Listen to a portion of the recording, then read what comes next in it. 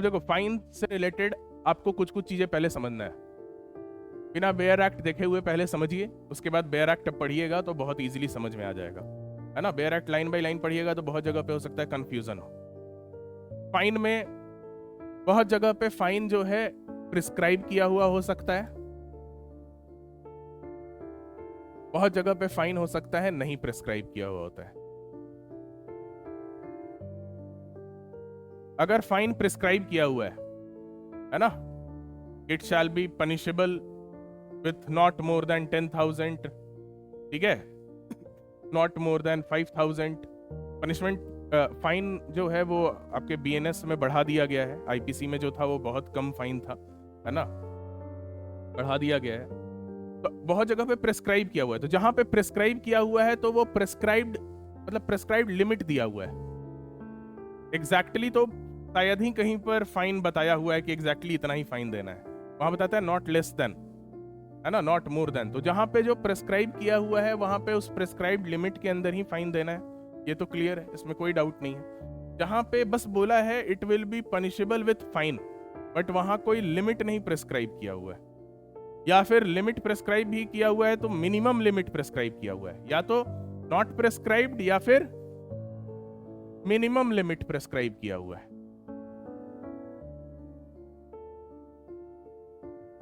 ठीक है। कहीं पे अगर मैक्सिमम प्रेस्क्राइब्ड लिमिट दिया हुआ है तो आपको उस मैक्सिमम प्रेस्क्राइब्ड लिमिट के अंदर ही पनिशमेंट देना है, 5,000 तक पनिशेबल है, उससे ज्यादा नहीं, तो उतने के अंदर ही आपको डिस्क्रिशन एक्सरसाइज करना है।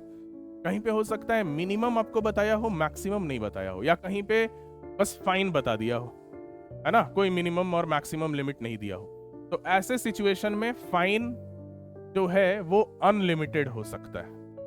Fine can be unlimited but not excessive.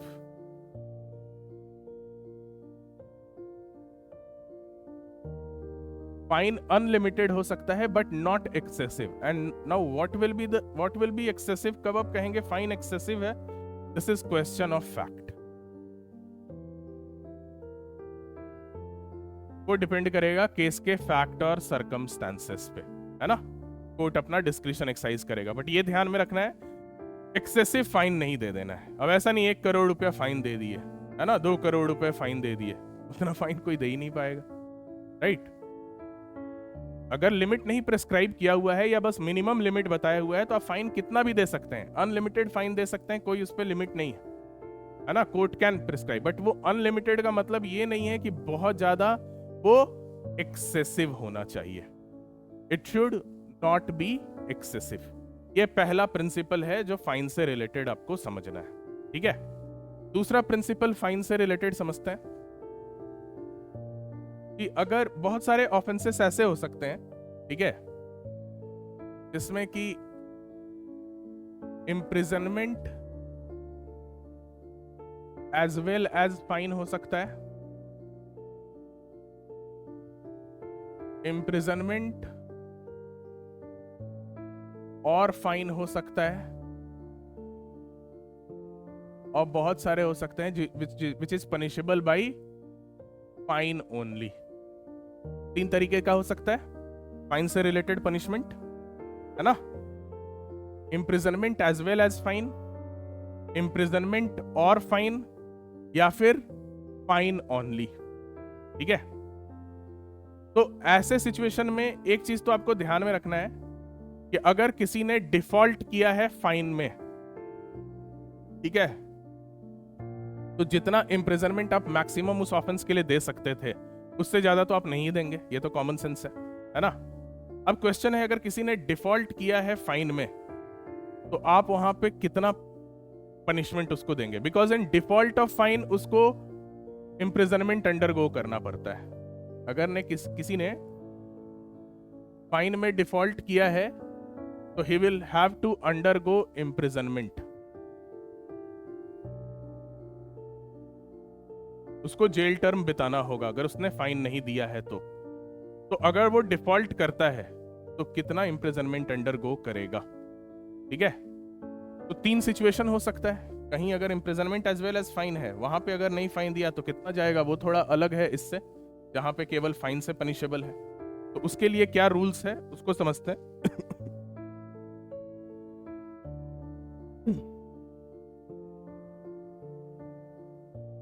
अगर कहीं पे, ठीक है, ऑफेंस पनिशेबल है with imprisonment as well as fine और इम्प्रिजनमेंट और फाइन, ठीक है, तो अगर imprisonment as well as fine है तो in default he will have to undergo 1/4 of imprisonment, 1/4, ठीक है, कि किसी पर्सन को 1/4 ऑफ इम्प्रिजनमेंट अंडरगो करना पड़ेगा, ठीक है।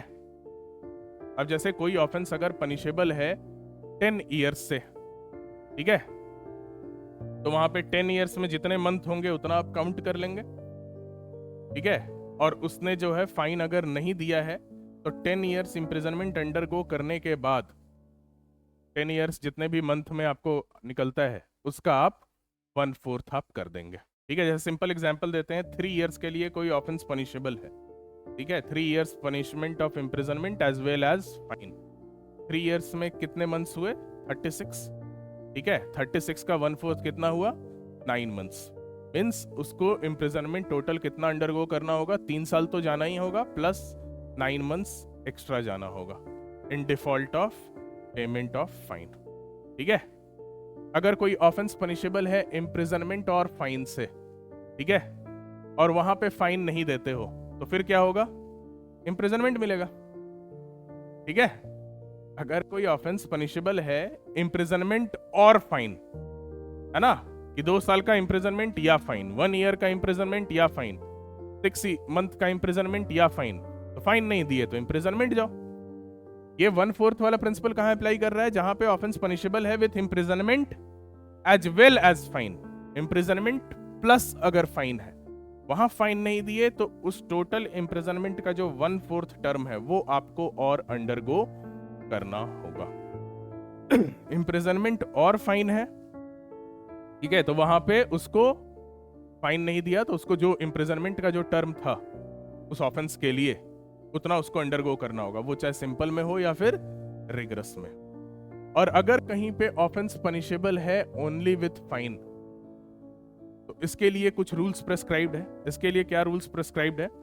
कि फाइन अगर एक्सीड नहीं करता है 5,000 रुपीज, ठीक है, if the fine does not exceed rupees 5,000,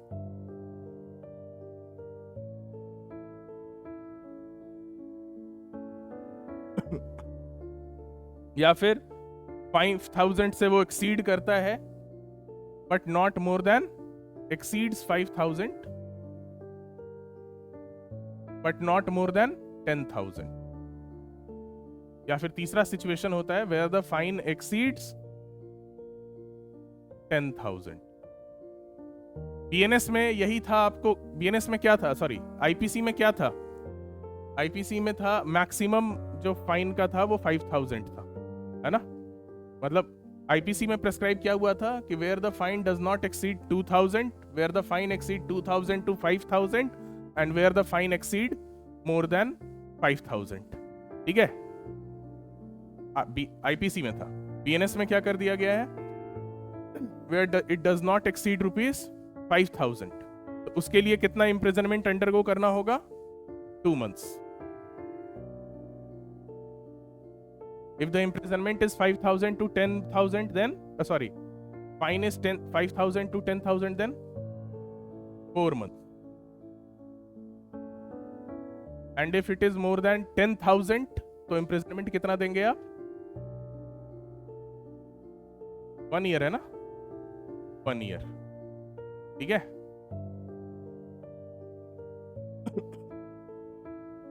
BNS में ये है। आईपीसी में क्या था कि where the fine does not exceed rupees 2,000, तो कितना था? 2 months, 4 months और 6 months। यहां पे 2 months, 4 months और 1 year। इन चीजों को ध्यान में रखेंगे कंपैरेटिवली, दोनों को ध्यान में रखना है, बार बार बोल रहे हैं, आईपीसी को नहीं भूलना है ना।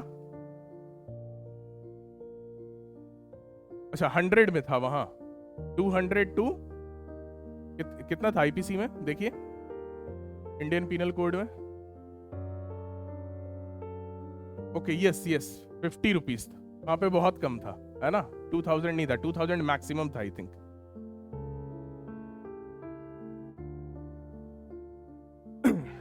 ₹50, 50 to 100 या मोर देन 100, ठीक है। आईपीसी में ये ₹50 था, ये 50 to 100 था, और लास्ट वाला क्या था, एक्सीडिंग ₹, एनी अदर केस वही, मतलब एक्सीडिंग ₹100, है ना, एक्सीडिंग ₹100। तो वहां पे 2 months, 4 months और 6 months था, ठीक है। पीएनएस में आपका 5,000 to 10,000 या एक्सीडिंग 10,000। एक्सीडिंग 10,000 है तो डिफॉल्ट ऑफ पेमेंट में कितना आप देंगे, 1 year, ठीक है। 5,000 to 10,000 में 4 months और 5,000 से लेस में 2 months, ठीक है। ये ध्यान में रखिएगा, सब याद करने वाला है, कुछ समझने का इसमें नहीं है ज्यादा कुछ, ठीक है। तो आपको इस बेसिस पे आपको जो है पनिशमेंट आपको देना है, ठीक है। अब यहां पे एक और चीज समझो कि अगर ये 5,000 आपने नहीं दिया, या जो भी ये 5,000 to 10,000 में आपने पेमेंट जो फाइन का था वो आपने नहीं किया, आपको ये इम्प्रिजनमेंट अंडरगो करना होगा। लेकिन ये इम्प्रिजनमेंट जब आप अंडरगो कर रहे हैं, उसके पहले ही अगर आपने पेमेंट कर दिया तो फिर आपका इम्प्रिजनमेंट टर्मिनेट हो जाएगा, है ना। आपका इम्प्रिजनमेंट, जब आप फाइन पे कर दिए तो इम्प्रिजनमेंट विल टर्मिनेट। फिर एक और चीज ध्यान में रखना है कि अगर आपने प्रोपोर्शनेट पेमेंट ऑफ फाइन कर दिया है तो वहां पे जितना प्रोपोर्शनेट आपने पेमेंट किया है उसके बाद का जो फाइन है वो आपका टर्मिनेट हो जाएगा। जैसे कहने का मतलब है कि मान के चलो कॉमन सेंस का बात है, अगर फाइन जो है मान के चलो प्रेस्क्राइब किया हुआ है 6,000 रुपीज, मान के चलिए फाइन कितना दिया गया है, 6,000 रुपए। तो 6,000 रुपए दिया गया है, आपने डिफॉल्ट कर दिया फाइन को पे करने में। अब आपको कितना इम्प्रिजनमेंट अंडरगो करना होगा, 4 months। मान के चलो तुमने 3,000 पे कर दिया तो कितना करना होगा, 2 months, ठीक है। Then you will have to undergo how much, 2 months only. मतलब प्रोपोर्शनेट अगर आपने पेमेंट कर दिया तो उस हिसाब से भी आपका जो इम्प्रिजनमेंट का टर्म है वो आपका रिड्यूस हो जाएगा। Are you getting it? Proportionate payment of fine अगर करते हैं तो मान लो 15,000 अगर फाइन है, डिफॉल्ट किया गया, कितना इम्प्रिजनमेंट दे सकते हैं, 1 year दे सकते हैं, यानी टोटल कितना, 12 months। मान लो 5,000 अगर फाइन पे कर दिया गया तो इम्प्रिजनमेंट कितना अंडरगो करना होगा, 4 months, 4 months, है ना, ठीक है। 15,000 फाइन था, 5,000 अगर पे कर दिए, 1/3 पे कर दिए तो इम्प्रिजनमेंट भी अब 1/3 ही जाओगे उसका। तो 1 year था तो कितना जाओगे, 4 months 1 year equal to 12 month, है ना। तो ये भी आपको ध्यान में रखना है कि प्रोपोर्शनेट पेमेंट अगर आप कर दिए तो फिर उससे भी आप जो है निकल सकते हैं, बच सकते हैं। Is this clear? तो फाइन से रिलेटेड ये सारा जो आपको प्रोविजन है ये आपको ध्यान में रखना है कि फाइन का प्रोविजन जो है किस तरीके से अप्लाई करता है, ठीक है। ओके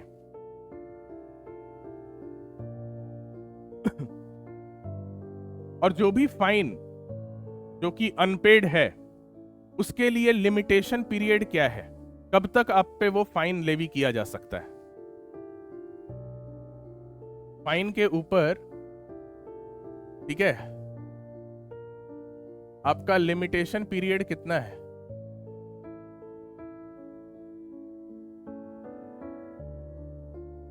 जब से आपने डिफॉल्ट किया है पेमेंट ऑफ फाइन में तब से लेके कब तक स्टेट गवर्नमेंट आपके ऊपर वो फाइन लेवी कर सकता है, फाइन इंपोज कर सकता है, कब तक, 6 years, ठीक है।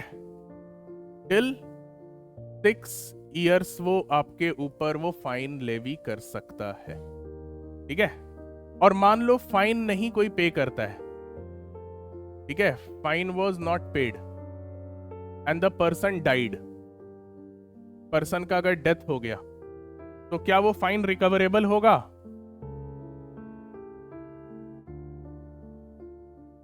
रिकवरेबल होगा from the state of deceased.